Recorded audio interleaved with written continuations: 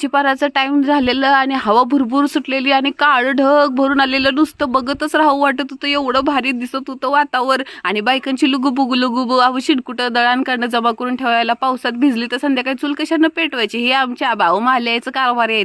ते गव्हा जमा करून त्याच्यावर कागद हातरणार होते आणि माल्यानं मला काम सांगितलं, जा नीलम पटकन शिणकुटावर कागद टाक, नाहीतर शिणकुटं सगळी भिजतेली. मी पण पळत पळत सुटलो. अहो तो कागद एवढंसा टिचभर माल्यानं दिलेला, तर त्याच्यावर बसतच नव्हता. मग योगाने आमचा देवासारखा धावत आला. देवा कुठला राक्षसासारखा धावत आला. काम करायचं सोडून नुसता वाढवत होता राव. माकुडा काकुडा काय करायचं, त्यानं पण दमवलं.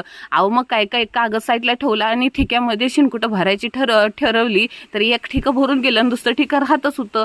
कागदच पुरत नव्हता. कागद एकानं पकडला की दुसरीकडनं उडून जात होता. पण योगाने मस्तीखोर थांबतोय, वरनं टोकऱ्यावरनं ठाम पडायला लागलेलं. आज काय खरं नव्हतं. मग आल्याचे शिव्या खायला लागतात त्या काय. निसर्ग देवा थांब.